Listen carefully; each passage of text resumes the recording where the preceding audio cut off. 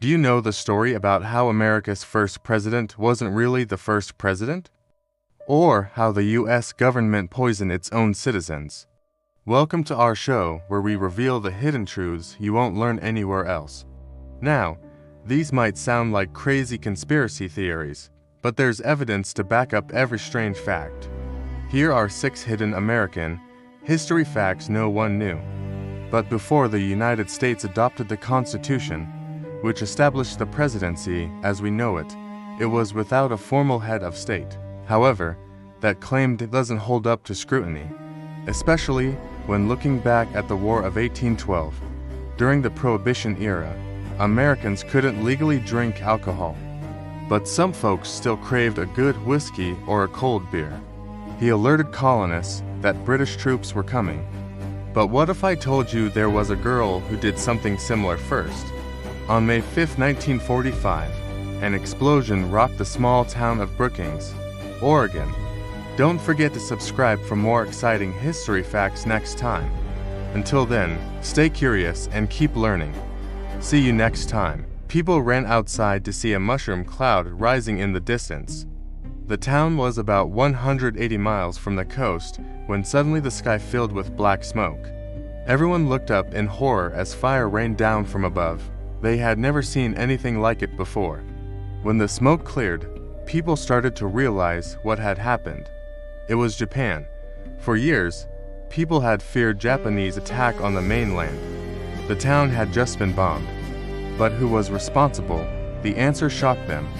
But this was the first and last time it happened. The bomb had been carried by a balloon. The Japanese had sent thousands of balloons across the Pacific Ocean loaded with explosives. They hoped the balloons would land on military bases and factories, causing as much destruction as possible. But this plan didn't work out either. Only a few balloons made it to the United States, and none of them caused major damage. In fact, the bomb that exploded in Brookings, Oregon, didn't even kill anyone. A family had been picnicking nearby, but they survived unscathed. The incident remains shrouded in secrecy to this day. The bombing didn't happen until 2 weeks after the United States dropped the first atomic bomb on Hiroshima. Very few people know about it, and even fewer have seen photos or videos of the aftermath. That's because the government wanted to keep it quiet. They didn't want the Japanese to know that their plan had worked, even partially. They also didn't want people to panic. So, the government was already dealing with a lot. They needed to reassure people that they were safe, even if that wasn't always true. So the Continental Army wanted to stop them. In the end, the Japanese balloon bombs are a forgotten part of World War II history. But they're an important reminder of the lengths to which nations will go to protect their citizens. Her name was Sybil Ludington, and she lived in New York. When she was just 16 years old, she set out on an incredible journey. On April 1777, British troops were headed toward Danbury, Connecticut. They were burning villages and killing people. They asked Sybil's father, Colonel Ludington, to lead a group of soldiers against the British. But he was busy that night, so he put on his daughter's horse and sent her instead.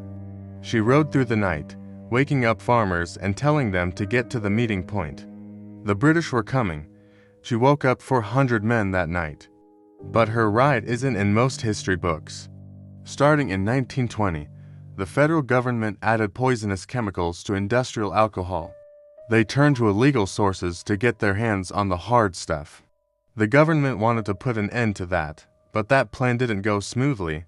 Maybe it's because she was a woman in a man's world, but others figured out ways to remove the poison.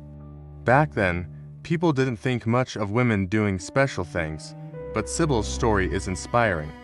It shows how one young woman made a huge difference in the fight for America's freedom. So next time you hear about Paul Revere's ride, remember Sybil Ludington, too. So, what did they do? So, it came up with a sinister plan. Eventually, the government stopped poisoning the alcohol.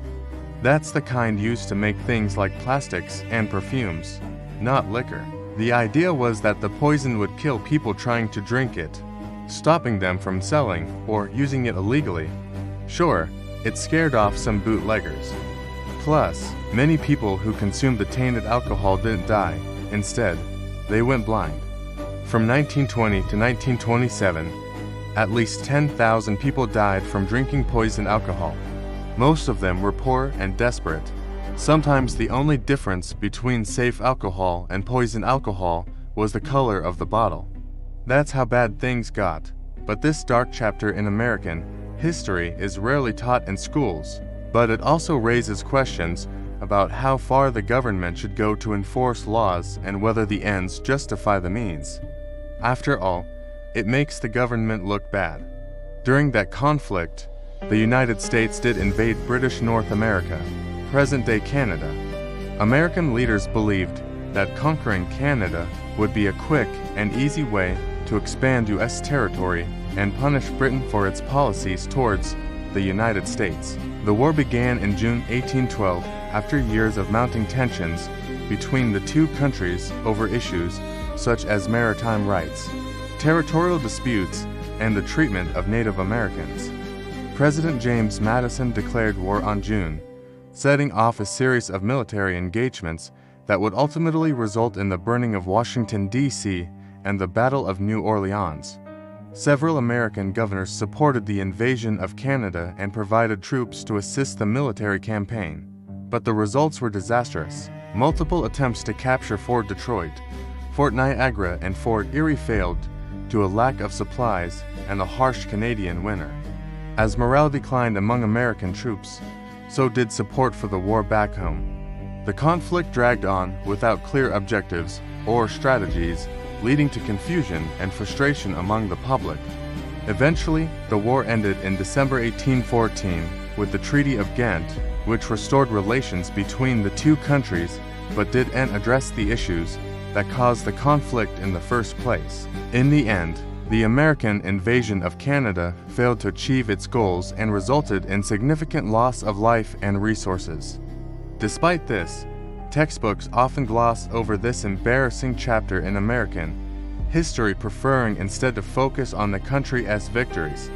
However, remembering this defeat is crucial as it serves as a reminder of the dangers of unchecked ambition and the importance of clear objectives in military planning. Moreover, acknowledging this failure helps us understand the complex relationship between the United States and Canada and the shared history that binds them together. The country needed someone to lead the Continental Congress, but who should it be? Well, John Hanson stepped up to the plate and won.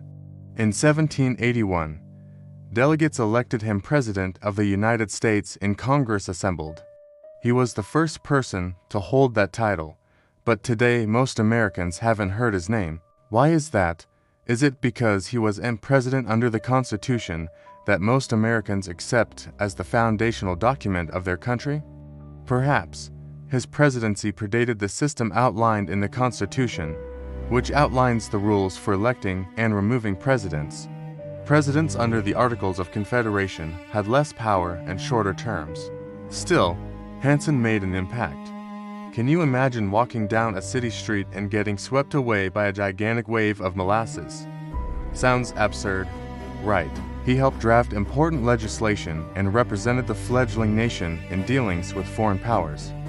He even introduced the Great Seal of the President of the United States, a precursor to the modern seal still used by the President today. The seal featured an American eagle holding an olive branch in its beak, symbolizing the nation's commitment to peace. Although Hanson's tenure was brief, his contributions were significant. Despite being largely forgotten, he played a vital role in shaping the early years of the United States. In a way, Hanson was the unsung hero of the American Revolution. The wave traveled as far as 10 blocks, coating everything in a thick layer of syrup. It was hot, sticky, and dangerous.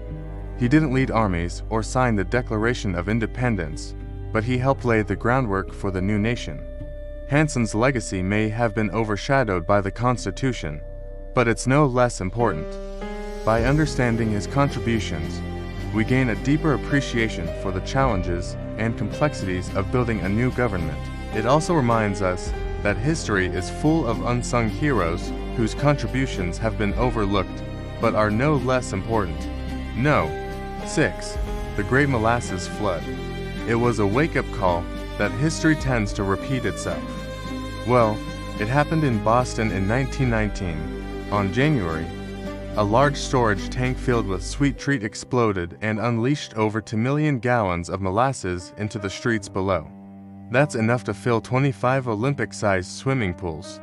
Many Americans proudly claim that their country has never invaded another sovereign nation. To make things worse, the wave traveled at a speed of 35 miles per hour. According to witnesses, at first, people thought it was an earthquake, then they realized it was too late to run. The molasses crashed into buildings, trapping people inside and knocking others over like bowling pins. It killed 21 people, injured more than 150, and left several more missing.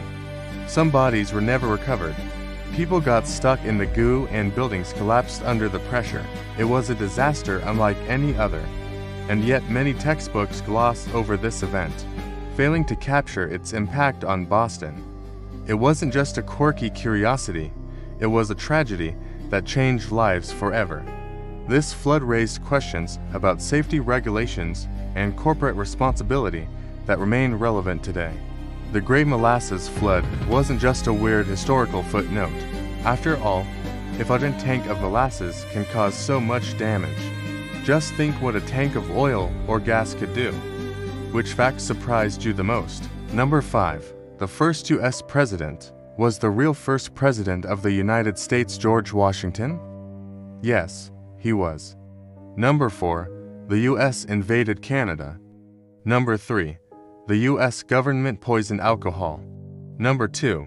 The girl who outrode Paul Revere. Paul Revere's midnight ride is a legendary part of American history. And number 1. When Japan bombed the U.S. mainland. Let us know in the comments